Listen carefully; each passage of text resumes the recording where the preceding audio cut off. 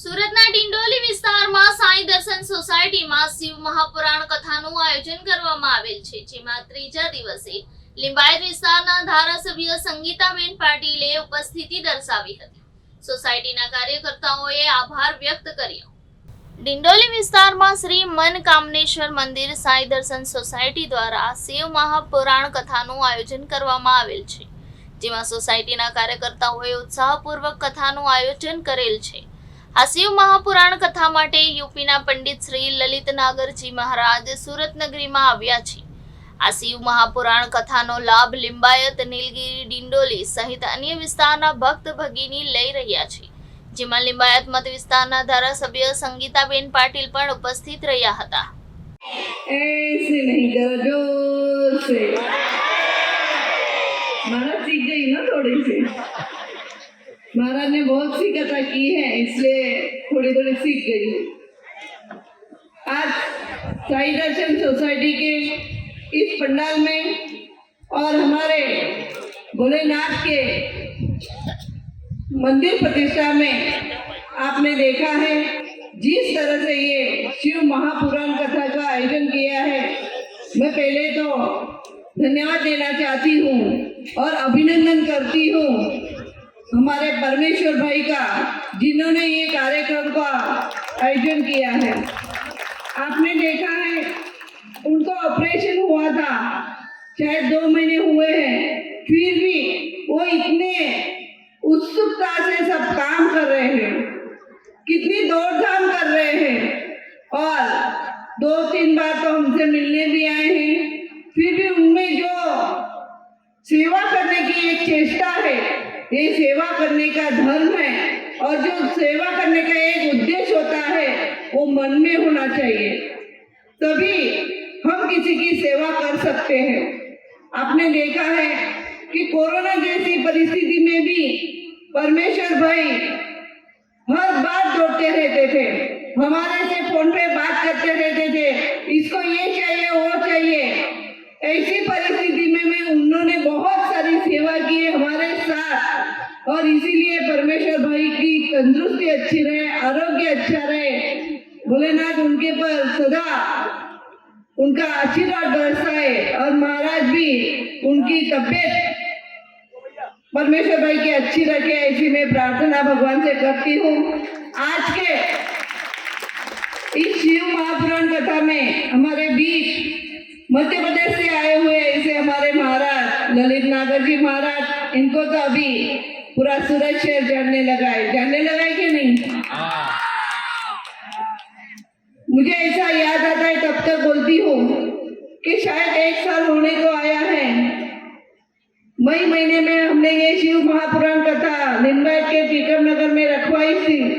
तब से लेके आज तक आपने देखा है कि हर महीने में हमारे बीच हमारे ललित नागर जी महाराज आते रहते हैं। इतना आध्यात्मिक उन्होंने धर्म का ज्ञान हमको दिया है, तो एक एक जन को स्फूर्ति मिलती है कि हम भी कुछ देवों की सेवा करें, धर्म का ज्ञान लेने के लिए सेवा करते जाए। और इसी वजह से आज पूरे सूरत शहर में हमारे यहाँ डिंडोली, नवागाम, लिंबायत में हर 15 दिन में कथा हो रही है।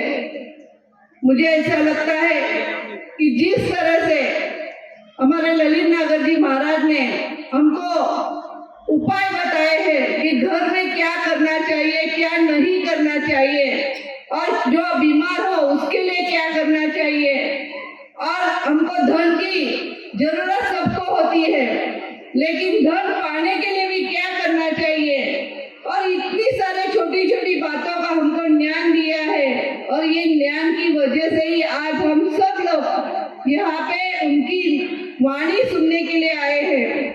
मुझे ऐसा लगता है कि जिस तरह से हमारे महाराज हमको ज्ञान देते हैं, हम लोग सब ग्रहण कर रहे हैं, और उन्होंने जो बताए हुए उपाय है वो उपाय को हम कर रहे हैं। इसीलिए आज सभी शंकर भगवान के मंदिरों में लाइन की लाइन लग जाती है। सुबह 4 बजे से भगवान के द्वार खुल जाते हैं।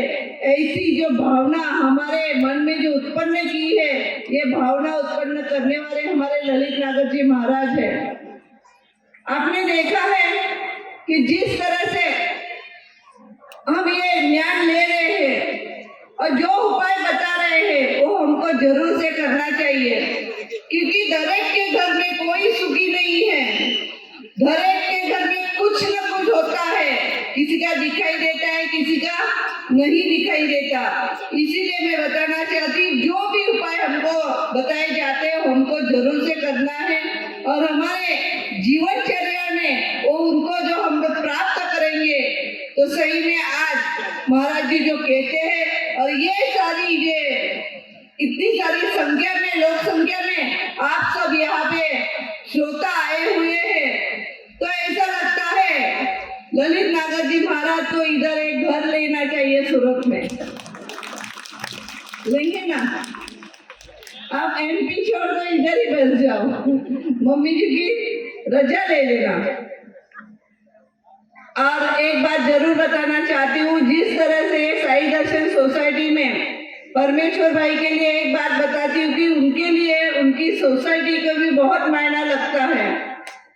हमने देखा है कि 3-4 साल पहले जहाँ यहाँ पे ड्रेनेज नहीं था, पानी की लाइन नहीं थी, तब से लेके मेरे पास आते रहते थे और वो काम एक काम हमने किया है। यहाँ पे ड्रेनेज का काम किया है, पानी की लाइन का काम किया है, रास्ता अभी बन रहा है और बहुत सारे जो इधर कोई पेनल्टी लगी थी वो पेनल्टी भी माफ करने का काम भी हमने किया है।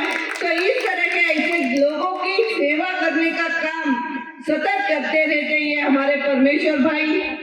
और मैं यही चाहती हूँ कि आप सब भी सेवा ही संगठन जो हमारे माननीय वड़ा प्रधान श्री नरेंद्र भाई मोदी साहब कहते हैं, जिस तरह से हमारा देश आगे बढ़ रहा है, नया भारत की घोषणा उन्होंने की है, आत्मनिर्भर बनाने के लिए लोगों को वो मार्गदर्शन दे रहे हैं।